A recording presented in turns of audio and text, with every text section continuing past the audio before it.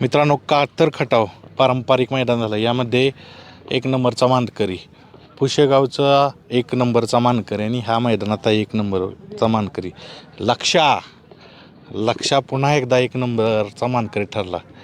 किती दिवसातनं गुलाल भेटला 1 नंबरचा? 2 महिने झालं. बरं, गुलालासाठीच संघर्ष चालू होता का?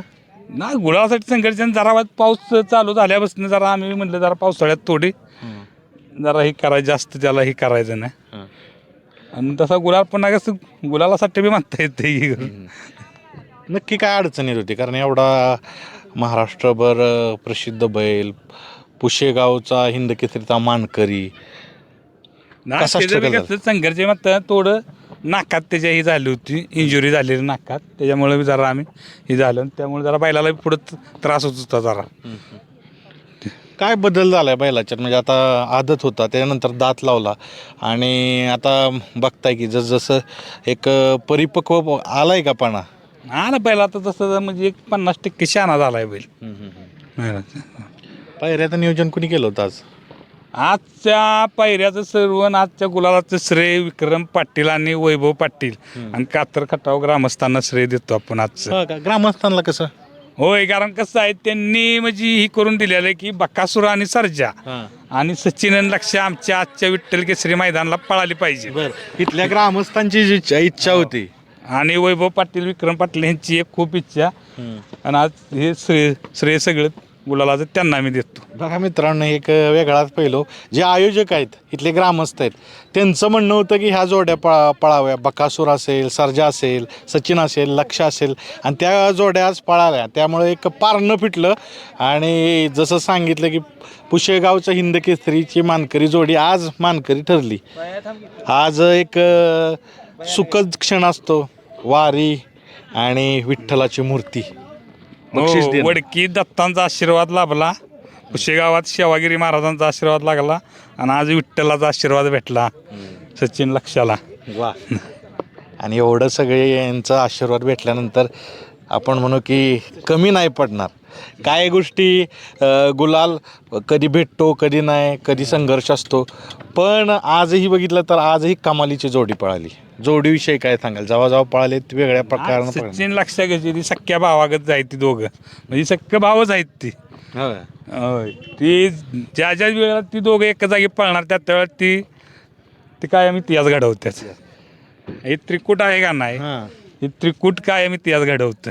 सचिन लक्ष आणि त्रिकूटमध्ये कोण तर हो काय? त्रिकूटमधलं एक आपण महत्त्वाचा हात सांगा, ओळख सांगा. झालेत मला कधी तुमच्या बाहेडावर बांबवडे.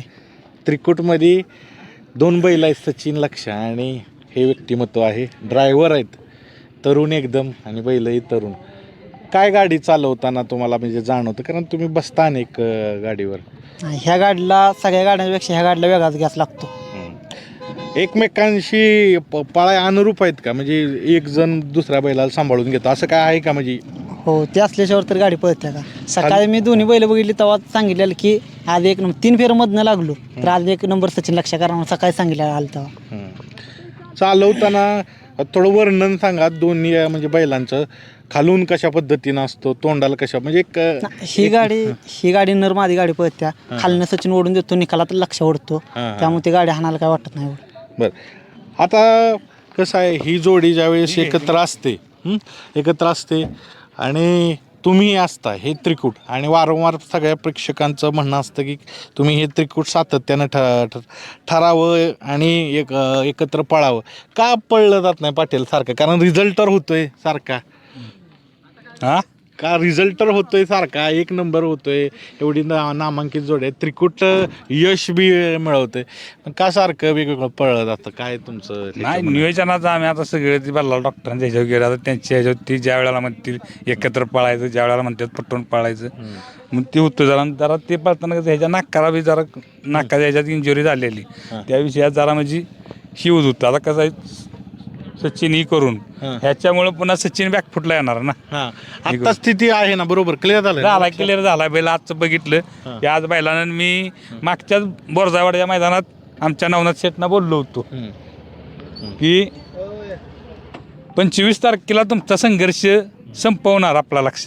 आणि संपवलं. खरं झालं तुमचं. हो मी तुमचं खरं झालं आणि यशस्वी 7 मोलाची साथ दिली ड्रायव्हरांनी. आता कसं काय पुढचं नियोजन, कधी काय कशा पद्धतीनं?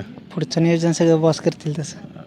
बॉस डॉक्टर साहेब हां डॉक्टर साहेब. डॉक्टर साहेब करतील तसं नियोजन. आगामी मैदान येते तर शुभेच्छा गाडीला पूर्ण. तुम्हाला सांगायचं राहिलं तुम्हाला की करून आज दोन्ही बैल म्हणजे दोन्ही बैलांचं नियोजन वैभव पाटील विक्रम पाटील यांनी केलेलं. आयोजन दोन गाड्यांचं आयोजन, हां बकासूर आणि सर्जा हां आणि सचिन लक्षाचं त्यांच्या आग्रहात तो आम्ही हे केलं. आणि सकाळीच आम्ही म्हणजे कालच एक ठरवलेलं हां की एका शिमीत जर दोन्ही गाड्या आल्या हां तर सचिन लक्ष आम्ही पळणार नव्हतो. त्या गाड्याला पळायची चान्स देणार होतो. का तर वडकी ज्या वेळेला सचिन लक्ष होता आणि बकासूर ती होती, बकासूर मोहिल मामाने गाडी झुपली नाही. त्या हिशोबावर आम्ही आज हे ठरवलं होतं की त्या बैलांना चान्स द्यायचा. मित्रांनो, लक्षाबरोबर पळाला सचिन.